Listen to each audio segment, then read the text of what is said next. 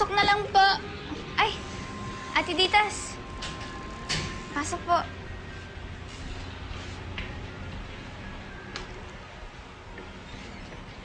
Dumaan ako para sa ate mo, kaya lang mukhang busy-busy sa negosyo niya. Iiwan ko na lang sana tong 3,000 hulog ko sa'yo. Kasama na dito yung sa mga kaopisina ko. Alam na ni ate mo yan. Sige po. Sige, kamusta mo na lang kay ate mo, ha? Okay po. Sige. Pakisara na rin po yung gate. Sige, sige.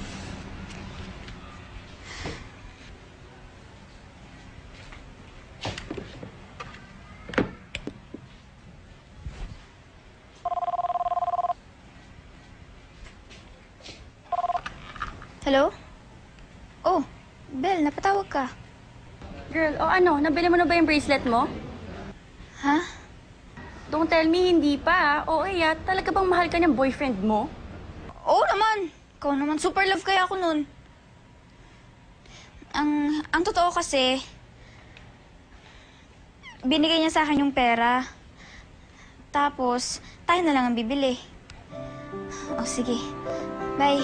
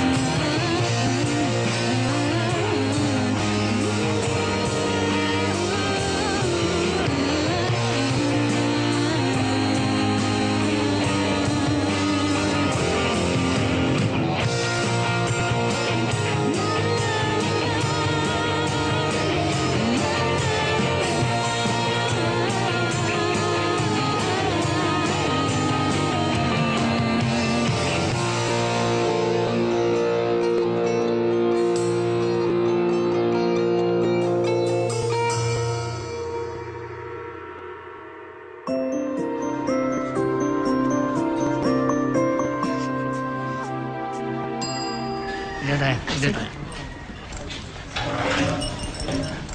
Thank you.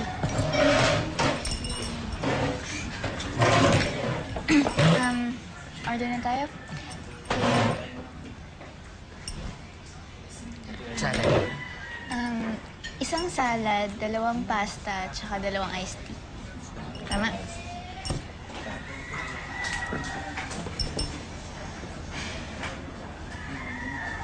Buti naman di mo na binabanggit yung bracelet na yun. Eh kasi naman, kahit anong kulit ang gawin ko, alam ko namang hindi uubra sa'yo. Ito naman. Babe, yung mahal kita, di ba? Yung totoong mahal kita. Hindi tulad nung alas na yung peke. I love you too. Kahit ayaw mo ko ibili ng peking alahas na yun. Babe, kung alam ko naman kailangan mo yung isang bagay, talagang importante, bibili kita. Hindi mo naman yun, di ba? Mira! Uy! Oh, ba't hindi mo suot yung maganda mong bracelet? Anong bracelet? Ito naman, kunwari ka pa, edi yung braided mo regalo para sa kanya. Regalo? Bilib na talaga ako sa'yo. Alam mo, talagang mahal na mahal mo talaga yung kaibigan ko eh, no? Yung pinakamamahaling style pa yung binili mong bracelet para kay Mira. Hindi, wala akong binibrace. Pa-humble ka pa. Alam mo, wish ko magkaroon din ako ng boyfriend tulad mo. Ay, kailangan ko na umalis. Have to go. Sige. Oh, bye. Bye, Carlo.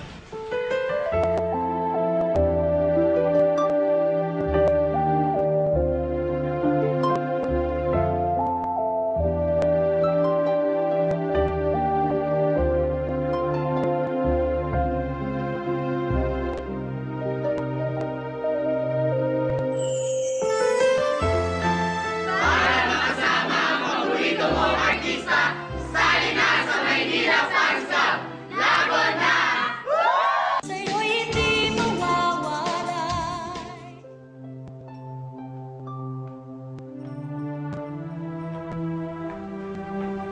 Sige na. Teka lang. Ba't ka ba nagagalit, ha? Napag-good shot ka nga eh. Yun na nga eh. Hindi ko magkano magpa-good shot eh. Hindi ko kailangan patunayan sa ibang tao na mahal kita. Yan ang gusto mo. Hayaan ko lang na isipin na kaibigan ko hindi mo ako mahal. Hindi ko maintindihan. Ano ba talaga kinalaman ng pera at regalo sa pagmamahal ko sa'yo? Ba't siya ganun mag-isip? Hindi mo siya kaibigan. You know what? Never mind. Saan mo nakuha yung pera? Problema ko na yun. Kung may problema ka, tulungan kita. So feeling concerned ka na ngayon? O sige, hiniram ko yung pera. Pero pag binigay naman sa akin ni Lola yung pa-birthday niya sa akin, mababayaran ko na yun eh. Kaya wag mo nang problemahin. Para sa parang boyfriend mo, hindi kita pwedeng tulungan sa problema mo. Eh bakit pa kita naging boyfriend kung hindi mo naman naiintindihan yung mga bagay na gusto ko? Sorry. Sorry kung ganun tingin mo sa akin.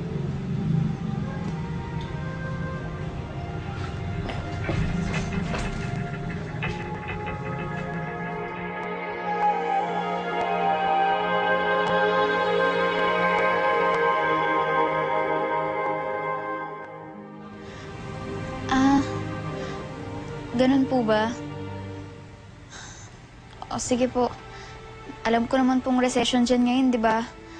Tsaka, alam ko naman pong mahal niyo pa rin ako kahit hindi niyo po ako bigyan ng pa-birthday, di ba, Lola? Sige po. Sabihin ko na lang po kay ate tumawag kayo. Ingat po. Bye.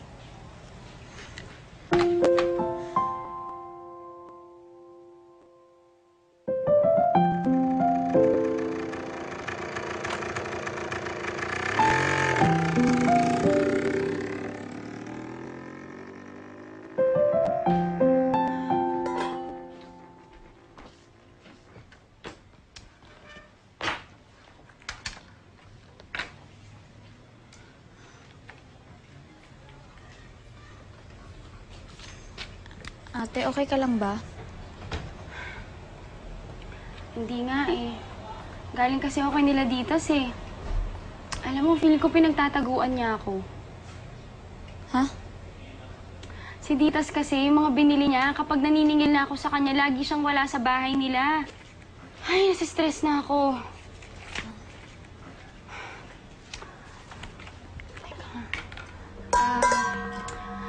Mira, sigurado ka bang walang iniwang pera dito si Ditas? Hayaan mo, ate. Kakausapin ko po siya bukas. Maaga po akong aalis para makausap siya. O sige, sige, tama. Ikaw na makipag-usap ha, kasi baka sa akin nagtatago sa'yo, baka pwedeng hindi. Tsaka, naku, ako mag-aabono nun eh. Kapag di ko nagawa yun, ako mabablacklist ako sa pinagkuhaan ko. Ay, naku.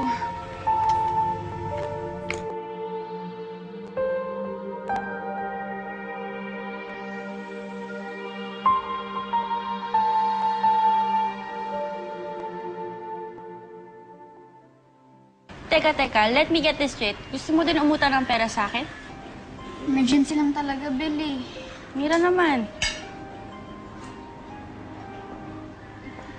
Sige. Eh, si Joyce kaya? Alam ko wala din pera yun eh. Sa kanya din kasi ako umutang ng pera pambili ko ng damit last week. Si Kim? Alam ko wala rin. Si Bea? Nanghiram lang kasi ako sa kanya ng pera eh.